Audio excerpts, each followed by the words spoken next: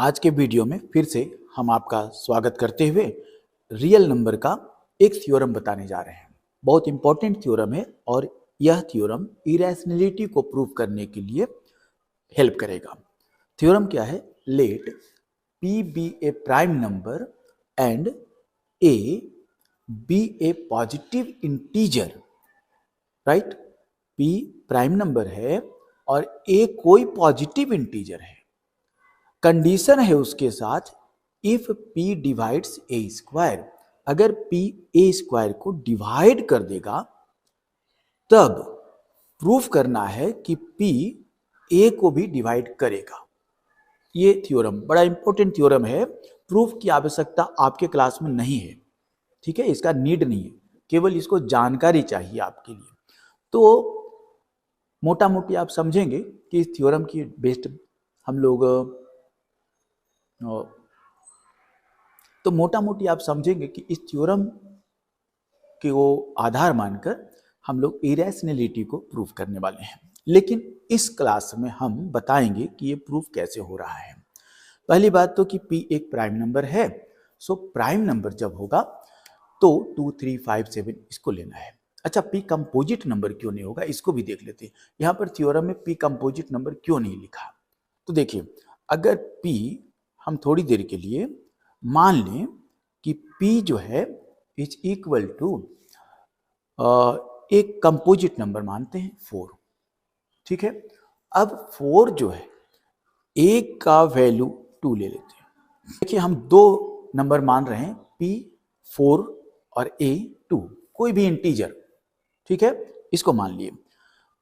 अब थ्योरम हमारा क्या है? P be a prime number, हम ले लिए composite number, A is a positive integer, वो हम सही लिए हैं। अब 4 2 का स्क्वायर को डिवाइड कर देगा, ठीक है।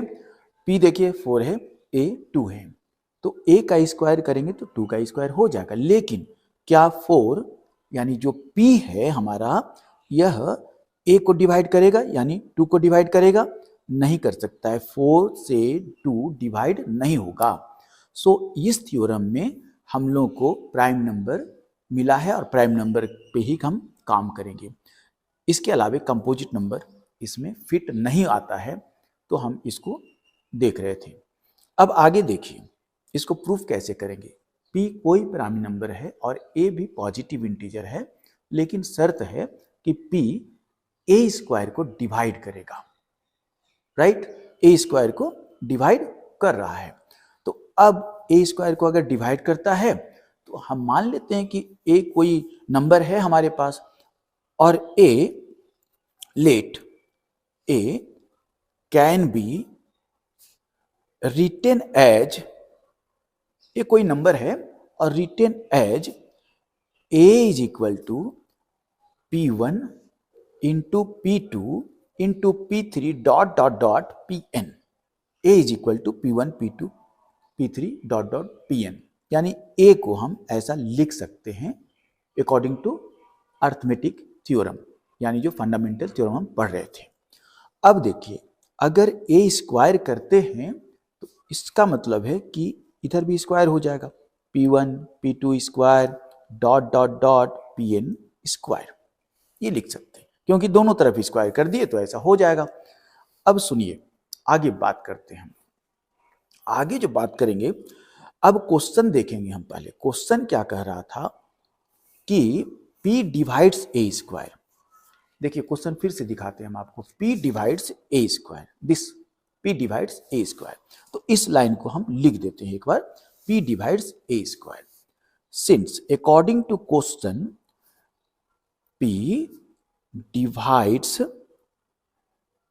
A square, therefore P is a factor of A square। अगर डिवाइड करेगा भाई तो P A स्क्वायर का फैक्टर हो जाएगा। अब इस लाइन को देखिए, अब जरा गौर से इस लाइन को देखिए। A स्क्वायर का फैक्टर है P1 P2 P3 स्क्वायर के रूप में है dot dot dot Pn square.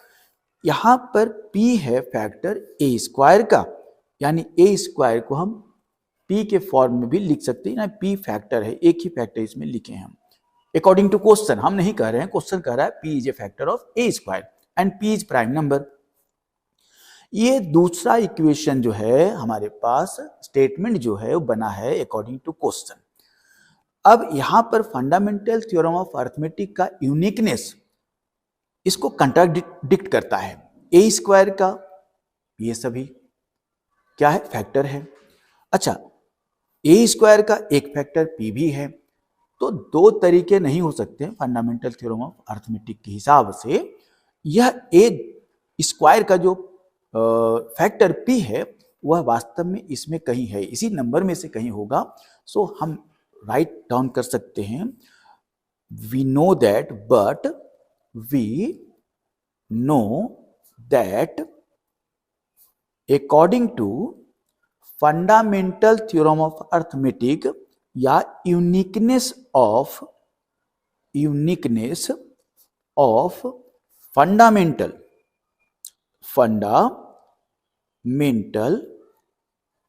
Theorem of arithmetic,